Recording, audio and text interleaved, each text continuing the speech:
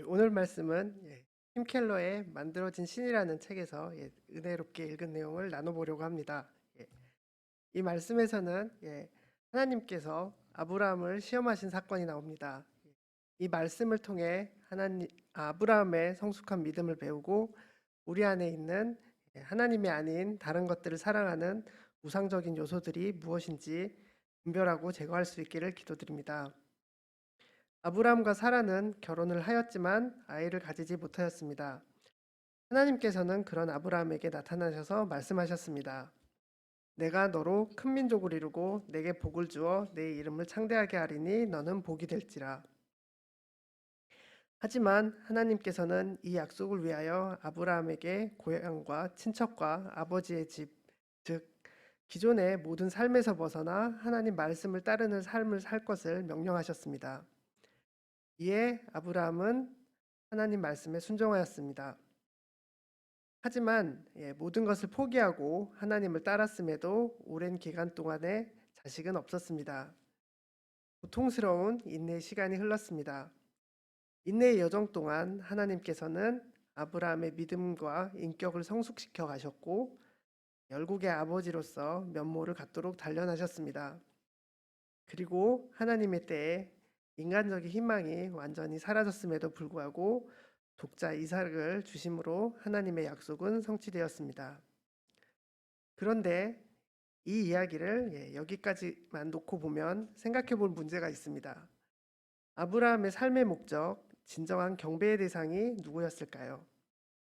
아브라함의 삶의 목적, 그 인내의 삶은 하나님을 위한 것이었을까요? 아니면 후사, 즉 이삭을 위한 것이었을까요? 아브라함의 믿음은 자식이라는 목적을 이루기 위한 도구에 불과했던 것인지 아니면 하나님을 참된 신으로 믿고 사랑하는 것이었는지 확신하기가 어렵습니다.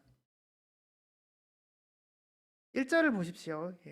하나님이 아브라함을 부르셨습니다. 여기서 그 일 후에라는 말은 모든 약속이 성취되어 축복을 받고 아브라함의 소원이 성취된 후를 말합니다. 이때 하나님의 부르심은 아브라함을 시험하기 위함이셨습니다. 22장 2절 말씀을 읽도록 하겠습니다.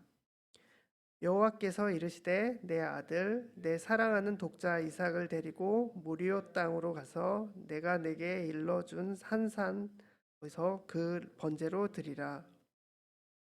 하나님께서는 내 아들 내 사랑하는 독자 이삭이라고 말씀하셨습니다. 하나님은 아브라함의 이삭을 향한 마음을 너무나도 잘 알고 계셨습니다. 그런데 그 이삭을 죽여서 불태워 하나님께 번제로 바치라고 하셨습니다. 하나님께서는 아브라함이 하나님을 사랑하는 사랑의 표시로 이삭을 바치라고 명령하신 것입니다. 이는 아브라함이 이삭을 더 사랑하는가, 하나님을 더 사랑하는가 하는 시험이었습니다. 하나님은 이 시험을 통해 아브라함의 삶의 목적이 진정 하나님을 위한 것이었는지 아니면 다른 것이었는지 분명히 하기를 원하셨습니다. 3절 말씀을 함께 보겠습니다. 아브라함이 아침에 일찍 일어나 나귀의 안장을 지우고 두 종과 그의 아들 이삭을 데리고 번제에 쓸 나무를 쪼개어 가지고 떠나 하나님이 자기에게 일러주신 곳으로 가더니 아브라함은 한 채 망설임도 없이 아침 일찍 일어나 하나님의 말씀에 순종하였습니다. 이 시험은 아브라함이 걸어온 믿음의 여정의 마지막 관문이었습니다. 이삭을 가진 아브라함은 너무나도 행복했습니다. 이삭은 이름 그대로 아브라함에게 웃음이었습니다. 하지만 이삭이 삶의 목적이 되거나 경배의 대상이 되어서는 안 되었습니다. 이삭이 아브라함에게 하나님의 자리를 대신하게 된다면 불행한 결과를 낳을 것입니다. 하나님보다 자녀를 사랑했던 사사시대의 엘리 제사장의 경우 이 경우를 잘 나타냅니다. 그 자녀들은 하나님을 알지 못하여 행실이 나빴고 결말은 비참하였습니다. 사무엘상 2장 29절 39절은 이렇게 언급하고 있습니다. 너희는 어찌하여 내가 내 처소에서 명령한 내 재물과 예물을 밟으며 내 아들들을 나보다 더 중히 여겨 내 백성 이스라엘이 드리는 가장 좋은 것으로 너희들을 살찌게 하느냐. 그러므로 이스라엘의 하나님 나 여호와가 말하노라. 내가 전에 내 집과 내 조상의 집이 내 앞에서 영원히 행하리라 하였으나 이제 나 여호와가 말하노니 결단코 그렇게 하지 아니하리라. 나를 존중히 여기는 자를 내가 존중히 여기고 나를 멸시하는 자를 내가 경멸하리라. 34절 말씀은 이렇게 나와 있습니다. 내 두 아들 홈니와 비느하스가 한날에 죽으리니 그 둘이 당할 그 일이 내게 표징이 되리라. 이삭이 하나님의 자리를 대신하였다면 아브라함이 이삭을 향한 사랑은 왜곡되었을 겁니다.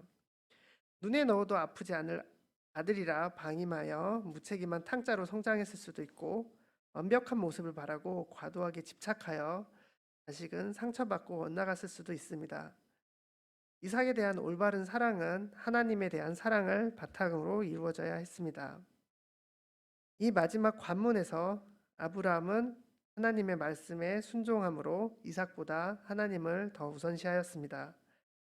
그는 자식을 위하여 하나님을 따랐지만 오랜 시간 동안 진리의 하나님과 동행하며 진정한 경배의 대상이 누군지 깨달았습니다.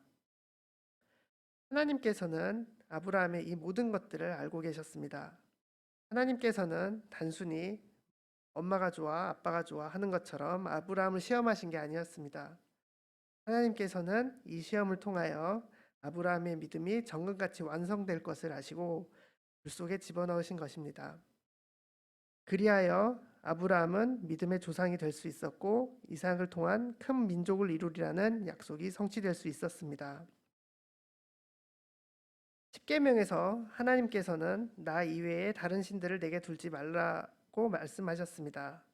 너를 위하여 새긴 우상을 만들지 말라고 하셨습니다. 우리가 흔히 떠올리는 우상 숭배의 이미지는 영화에서 보는 큰 신상에 대고 절하는 고대인의 모습일 것입니다. 하지만 이 시대와 문화는 다양하고 은밀한 형태의 많은 우상들을 만들어내고 있습니다. 우상은 하나님이 아닌 우리가 하나님보다 더 중요하게 여기는 것으로 삶의 목표가 되고 우선순위가 되는 것, 혹은 우리 삶의 가치와 의미를 부여하는 모든 것들을 의미합니다. 이들 우상은 우리 삶에 교묘히 파고들고 있습니다. 몇 가지 우상들을 좀 살펴보면요. 가장 대표적인 것으로 다 아시다시피 돈, 물질일 것입니다.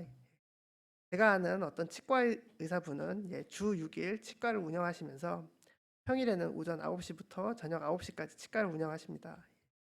그분은 이제 다른 일들은 다 내팽겨치고 치과 일에만 몰두하는데요. 돈을 모으는 것이 삶의 유일한 낙이었기 때문이었습니다. 그것이 이제 그 치과 의사분의 아이덴티티를 이제 규정을 했습니다. 또 근래에 또 주가가 올라가서 많은 분들이 주식 투자를 하실 텐데요. 주식을 해본 분들은 아시겠지만 종일 틈만 나면 주식 그래프를 차트를 들여다봅니다. 하지만 돈은 삶의 목적이 될 수 없습니다. 어떤 연구 결과에서 의식주 등의 기본적인 것들이 충족이 되면 물질적인 성공과 행복의 관계성은 0에 가까워진다고 연구 결과를 발표했습니다. 근래에 뉴스에서 보는 재벌 2세, 3세들의 마약 투약이나 인기 연예인들의 자살 등에서 보듯이 물질의 풍족과 안위는 삶에 근원적인 만족을 줄 수 없습니다. 다음으로 생각해 볼 수 있는 게 요즘 많은 이들에게는 또 직장이 우상이 되기도 합니다. 처음 만나는 사람에게 자신을 소개할 때 먼저 말하는 것이 직업이나 이제 직장인데요. 직장인들은 또 하루에 회사에서 보내는 시간이 자는 시간을 제외하면 또 집에서 보내는 시간보다 훨씬 많기도 합니다. 그만큼 한 사람의 삶에 직장이나 직업은 경제적인 필요성을 떠나서 큰 비중을 차지하고 있는데요. 저희 아버지께서도 수십 년간 교직에 근무하셨다가 이제 퇴직하신 무렵 한동안 이제 잠을 못 주무셨다고 합니다. 하지만 직업이 본인의 아이덴티티를 대변할 수는 없습니다. 좋은 직장에 들어가는 것만을 목표로 갖고 있는 사람이 정작 이제 직장에 들어가면 어떻게 될까요? 잠깐이야 기쁘겠지만 곧 지나면 금요일 주말이 오기를 간절히 기다리게 될 겁니다. 게다가 성격 더러운 상사를 만나면 지옥이 따로 없을 겁니다. 좋은 직장, 직장에서의 승진 이런 것들이 우리 삶의 궁극적인 목적이 될 수 없습니다. 개인의 가치는 그리스도의 은혜로 결정이 됩니다. 직업으로 본인의 가치가 매겨지고 아이덴티티를 부여한다는 것은 직업을 하나님의 위치로 올려놓는 것일 뿐입니다. 또 다른 또 대표적인 우상으로는 특정 정치적인 신념이나 혹은 정치인이라는 우상이 될 텐데요. 성경은 세상의 근본 세상 문제의 근본 원인이 죄임을 분명히 밝히고 있습니다. 이 문제의 해결은 그리스도의 십자가를 바라봄으로 해결이 됩니다. 하지만 정치적 사상과 이를 추종하는 정치인들은 이런 문제의 원인을 사회의 구조적인 문제 혹은 특정 집단의 횡포로 규정을 합니다.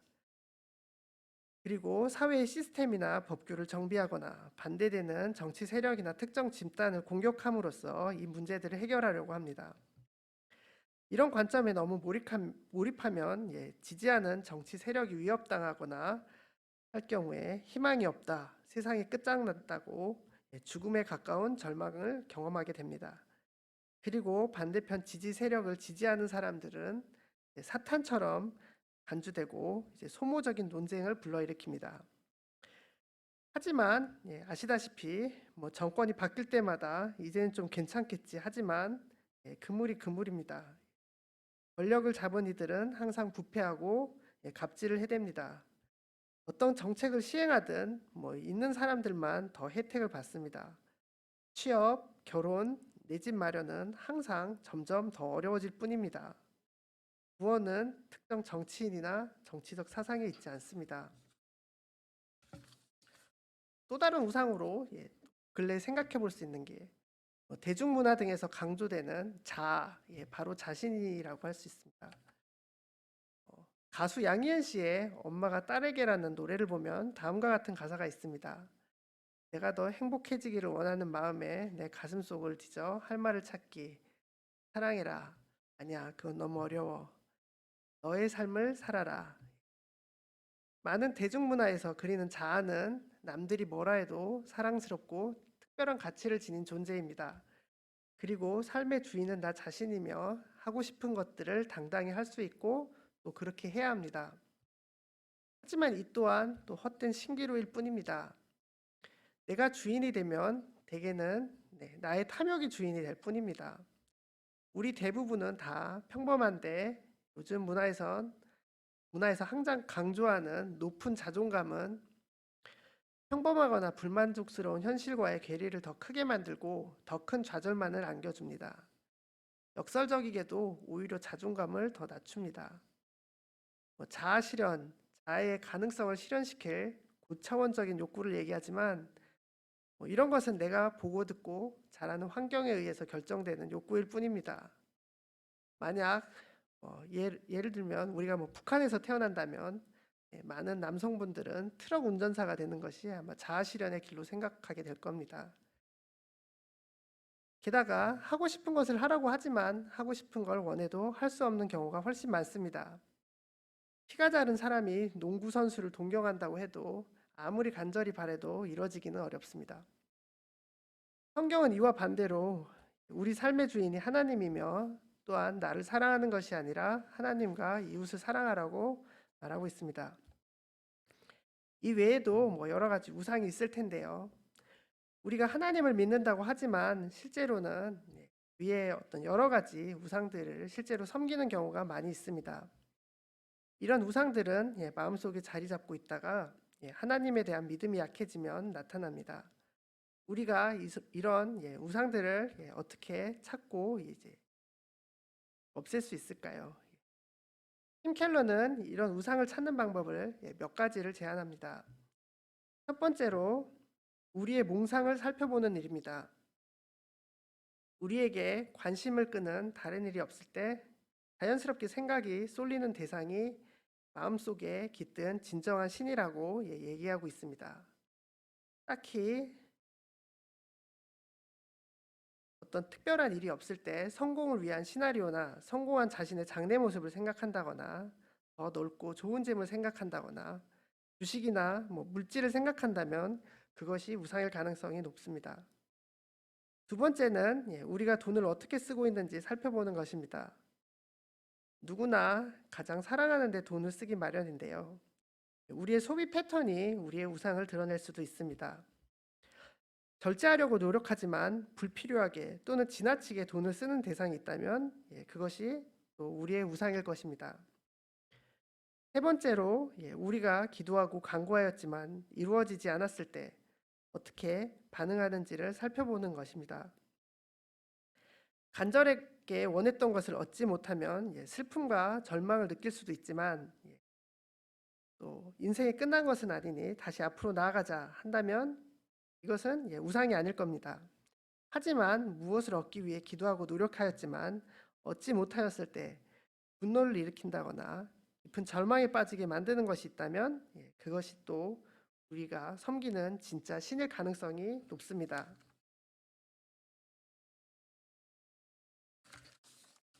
마지막으로는 자기가 통제하기 어려운 감정들을 살펴보는 방법입니다. 화가 나거나 두렵거나 혹은 절망할 때 내가 왜 화가 나지, 두렵지, 절망하지 그 근원을 살펴보는 것입니다. 이건 내 삶을 결정하는 건 아닌데, 필수적인 것은 아닌데 잃을까봐, 얻지 못할까봐 왜 이렇게 두려워할까? 이런 질문을 던져서 감정의 뿌리에 있는 우상을 찾아낼 수 있다고 합니다. 이렇게 찾아낸 우상에서 벗어나는 길은 단순히 우상을 섬기지 않으려고 노력하는 것으로 끝나지 않습니다. 우상의 자리를 비워놓으면 또 다른 우상이 그 자리를 차지합니다. 우리는 참된 경배의 대상인 하나님과 올바른 관계를 맺고 유지해야 됩니다. 하나님께서는 이 이야기의 마지막에서 12절에 마지막 시험에 순종한 아브라함에게 이렇게 말씀하십니다. 내가 내 아들 내 독자까지도 내게 아끼지 아니하였으니 내가 이제야 내가 하나님을 경외하는 줄을 아노라.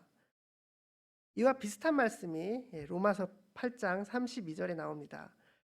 자기 아들을 아끼지 아니하시고 우리를 위하여 내어주시니가 어찌 그 아들과 함께 모든 것을 우리에게 주시지 아니하겠느냐. 우리를 위하여 이 땅에 태어나 십자가를 지신 예수님을 경배하고 예수님과 함께하는 것이 우상에서 벗어나는 길입니다. 단순히 이 사실을 아는 것에서 그치는 것이 아니라 감사하고 기뻐할 수 있어야 합니다.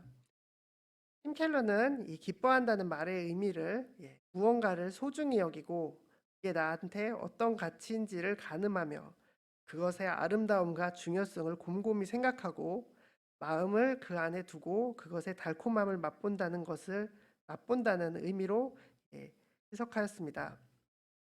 이는 말씀을 가까이 하고 기도하며 주님과 친밀하게 교제함으로 이루어질 수 있을 것입니다.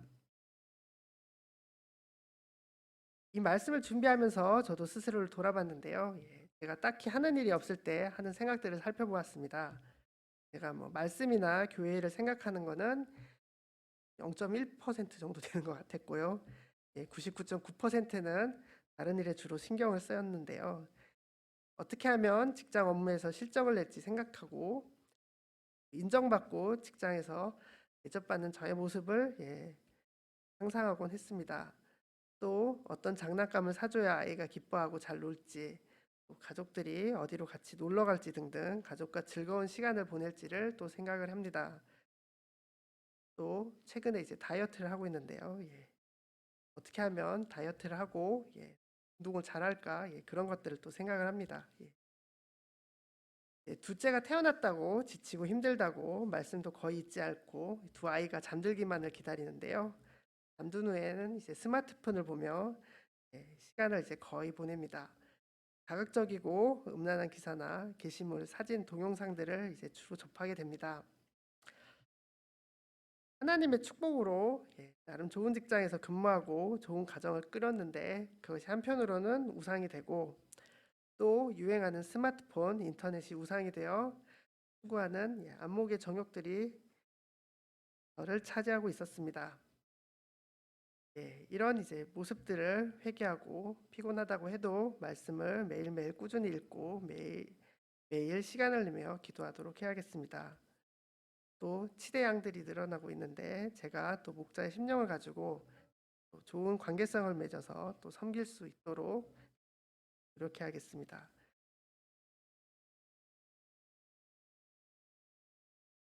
요절을 읽고 마치겠습니다.